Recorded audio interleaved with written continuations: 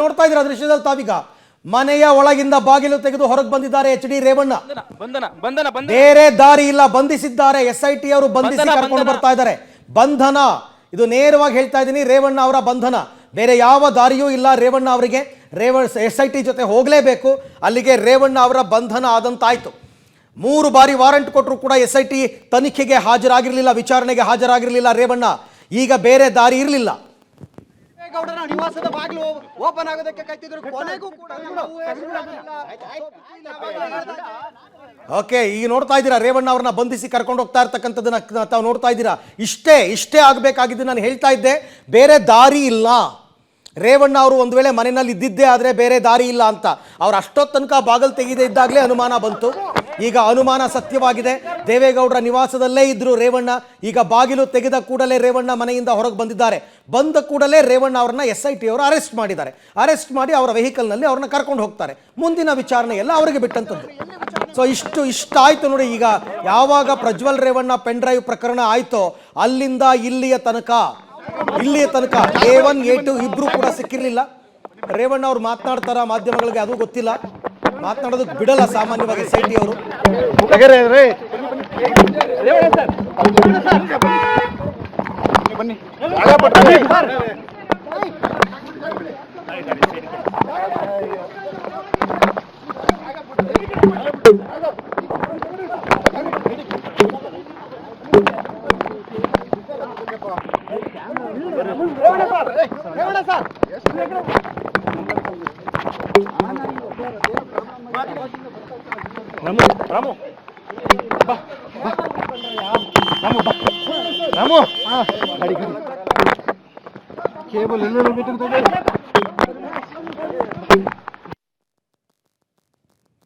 Okay, Revanna ಅವರನ್ನ ಬಂಧಿಸಿ SIT ಕರ್ಕೊಂಡು ಹೋಗಿದೆ. ಇದು ಮೊದಲ ದೃಶ್ಯ ನೀವು ನೋಡಿದ್ದು.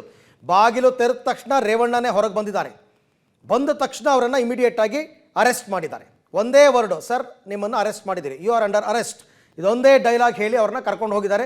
ರೇವಣ್ಣ ಅವರು ಕೂಡ, ಅವ್ರಿಗೂ ಬೇರೆ ದಾರಿ ಇರಲಿಲ್ಲ. ಈಗ ಈ ಸಂದರ್ಭದಲ್ಲಿ ಕಾನೂನಾತ್ಮಕವಾಗಿ ಹೋರಾಟ ಮಾಡೋದೆಲ್ಲ ಮಾಡಿದ್ರು, ಆ್ಯಂಟಿಸಿಪೇಟ್ರಿ ಬೇಲ್ ತೊಗೊಳೋದಕ್ಕೆ ಟ್ರೈ ಮಾಡಿದ್ರು. ಯಾವಾಗ ಕೋರ್ಟ್ ಆ್ಯಂಟಿಸಿಪೇಟ್ರಿ ಬೇಲ್ ಕೊಡಲಿಲ್ಲ ಆವಾಗ ಅವ್ರಿಗೂ ಗೊತ್ತಾಯಿತು ಬೇರೆ ದಾರಿ ಇಲ್ಲ ಅಂತ. ನಾನು ಆಗಲೇ ಹೇಳ್ತಾ ಇದ್ದೆ, ಈ ಪ್ರಕರಣ ಬೆಳಕಿಗೆ ಬಂದಾಗಿಂದ ಇಲ್ಲಿ ತನಕ A1 A2 ಆರೋಪಿ ಪ್ರಜ್ವಲ್ ರೇವಣ್ಣ ಮತ್ತು ರೇವಣ್ಣ ಇಬ್ಬರೂ ಕೂಡ ಪೊಲೀಸರಿಗೆ ಸಿಕ್ಕಿರಲಿಲ್ಲ, ವಿಚಾರಣೆಗೂ ಹಾಜರಾಗಿರಲಿಲ್ಲ. ಇದೇ ಮೊದಲ ಬಂಧನ ರೇವಣ್ಣ ಅವರನ್ನ ಬಂಧಿಸಿರ್ತಕ್ಕಂಥದ್ದು. ರೇವಣ್ಣ ಅವ್ರನ್ನ ಬಂಧಿಸಿರುವಂತಹದ್ದು ಇದೇ ಮೊದಲನೇ ಸಾರ್ತಿ ಆಗ್ತಾ ಇರ್ತಕ್ಕಂಥದ್ದು. ಇಲ್ಲಿ ತನಕ ಬರೀ ಕೋರ್ಟ್ನ ವಿಚಾರಣೆ ಅದು ಇದು ಆಯಿತು, ಎಷ್ಟು ನೋಟಿಸ್ ಕೊಟ್ಟರು ಕೂಡ ಅವ್ರು ಸಿಕ್ಕಿರಲಿಲ್ಲ. ಹೊಳೆ ನರಸೀಪುರದಲ್ಲಿ ಅವತ್ತು ಹೋಮವನ್ನು ನಡೆಸಿ ಹೊರಟವರು ರೇವಣ್ಣ ನಂತರ ಕಾಣಿಸ್ಕೊಳ್ತಾ ಇರ್ತಕ್ಕಂಥದ್ದು ಇವಾಗಲೇ. ಅವತ್ತು ಹೋಮ ಮುಗಿಸಿ ಹೊಳೆ ನರಸೀಪುರದಿಂದ ಹೊರಟರಲ್ಲ ರೇವಣ್ಣ ಅವರು ಕಾರಲ್ಲಿ, ಬನ್ನಿರಿ ಎಲ್ಲವನ್ನ ಎದುರಿಸ್ತೀವಿ ನಮಗೆಲ್ಲ ಗೊತ್ತು ಅಂತ ಹೇಳಿ ಬಂದಿದ್ರಲ್ಲ, ಅವತ್ತಿಂದ ಇವತ್ತಿನ ತನಕ ರೇವಣ್ಣ ಕಾಣಿಸ್ಕೊಂಡಿರಲಿಲ್ಲ. ಬಟ್ ದೇವೇಗೌಡರ ಮನೆಯಲ್ಲೇ ಇದ್ದರು ಅಂತಕ್ಕಂಥದ್ದು ಕನ್ಫರ್ಮ್ ಆಗಿನೇ SIT ಟೀಮ್ ಅಲ್ಲಿಗೆ ಬಂದಿದ್ದು. ಆ ಬಾಗಿಲು ತೆಗೆಯೋದಕ್ಕೆ ಲೇಟ್ ಮಾಡಿದ್ರು, ಈಗ ಬಾಗಿಲು ತೆಗೆದಿದ್ದು ಆಯಿತು, ಅವ್ರನ್ನ ಅರೆಸ್ಟ್ ಮಾಡಿದ್ದು ಆಯಿತು. ನಾನಾಗಲೇ ಹೇಳಿದೆ SIT ಅವರು ರಿಯಾಕ್ಷನ್ ಕೊಡೋದಕ್ಕೆ ಬಿಡಲ್ಲ ರೇವಣ್ಣ ಅವರಿಗೆ ಅಂತ.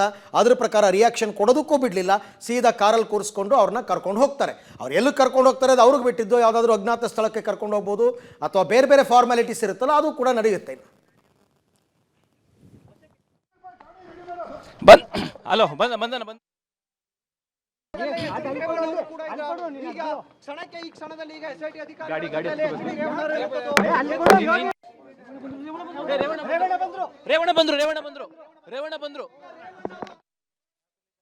ಓಕೆ, ಇದು ರೇವಣ್ಣ ಅವರನ್ನು ಅರೆಸ್ಟ್ ಮಾಡಿದಂತಹ ಕ್ಷಣ.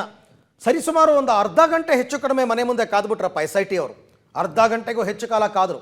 ಮನೆ ಬಾಗಿಲು ಬಡಿದ್ರು, ಆ ಕಡೆ ಈ ಕಡೆ ಸುತ್ತಮುತ್ತ ನೋಡಿದ್ರು, ಕಿಟಕಿನಲ್ಲಿ ಯಾರು ಕಾಣ್ತಾರ ಮಾತಾಡ್ಸೋಣ ಅಂತ ಪ್ರಯತ್ನ ಪಟ್ಟರು. ಅರ್ಧ ಗಂಟೆ ಆದರೂ ಬಾಗಿಲು ತೆಗಿಲಿಲ್ಲ. ಬಟ್ ಅದಾದ ನಂತರ ರೇವಣ್ಣ ಅವರೇ ಬಾಗಿಲು ತೆಗೆದು ಹೊರಗೆ ಬಂದಿದ್ದಾರೆ. ಬಂದ ತಕ್ಷಣ ಅವ್ರನ್ನ ಅರೆಸ್ಟ್ ಮಾಡಿದ್ದಾರೆ.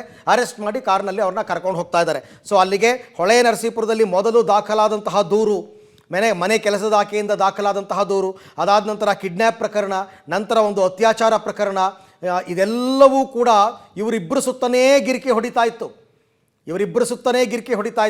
ಮೊದಲ ಕೇಸ್ ಮನೆ ಕೆಲಸದ ಆಕೆ ಕೊಟ್ಟ ದೂರಿತ್ತಲ್ಲ, ಆ ದೂರಿಗೆ ನೋಟಿಸ್ ಕೊಟ್ಟಿದ್ರು ವಿಚಾರಣೆಗೆ ಹಾಜರಾಗಿ ಅಂತ. ಆ ದೂರಿಗೂ ಕೂಡ ಇವರು ವಿಚಾರಣೆಗೆ ಹಾಜರಾಗಿರಲಿಲ್ಲ. ಒಂದಲ್ಲ ಎರಡಲ್ಲ ಅಂತ ಮೂರು ನೋಟಿಸ್ ಕೊಟ್ಟಿದ್ರು. ಅದಾದ ನಂತರ ಇವರು ಆ್ಯಂಟಿಸಿಪೇಟ್ರಿ ಬೇಲ್ಗೆ ಕೋರ್ಟ್ಗೆ ಹಾಕೋತಾರೆ. ಒಂದು ಪ್ರಕರಣದಲ್ಲಿ ನಾನ್ ಬೇಲಬಲ್ ಇದೆಯಲ್ಲ ಅದು ಬೇಡ ಅಂತ ಹೇಳ್ತಾರೆ. ಇನ್ನೊಂದು ಪ್ರಕರಣದಲ್ಲಿ ಇವತ್ತು ಅರ್ಜಿಯನ್ನು ವಜಾ ಮಾಡುತ್ತೆ ಕೋರ್ಟ್. ಯಾವುದು ಅಂತಂದರೆ ಈ ಕಿಡ್ನ್ಯಾಪ್ ಪ್ರಕರಣದಲ್ಲಿ. ಹಾಗಾಗಿ ಕಿಡ್ನ್ಯಾಪ್ ಪ್ರಕರಣದಲ್ಲಿ ಜಾಮೀನು ನಿರೀಕ್ಷಣಾ ಜಾಮೀನು ಕೊಡಲಿಲ್ಲ, ಆ್ಯಂಟಿಸಿಪೇಟರಿ ಬೇಲ್ ಕೊಡಲಿಲ್ಲ. ಯಾವ ಕೇಸ್ನಲ್ಲಿ ಅನ್ನೋದು ಇಂಪಾರ್ಟೆಂಟ್ ಆಗುತ್ತೆ. ಮನೆ ಕೆಲಸದ ಆಕೆ ವಿಚಾರದಲ್ಲಿ ಇವರೇ ನಿರೀಕ್ಷಣಾ ಅರ್ಜಿಯನ್ನು ವಾಪಸ್ ತಗೊಂಬಿಟ್ರು ನಿನ್ನೆ. ಇವತ್ತು ನಿರೀಕ್ಷಣಾ ಜಾಮೀನು ಅರ್ಜಿಯನ್ನು ಕೋರ್ಟ್ ವಜಾಗೊಳಿಸ್ತು. ಅದು ಕಿಡ್ನ್ಯಾಪ್ ಕೇಸ್ KR ನಗರದಲ್ಲಿ ದಾಖಲಾಗಿತ್ತಲ್ಲ, ಆ ಕೇಸ್ನಲ್ಲಿ.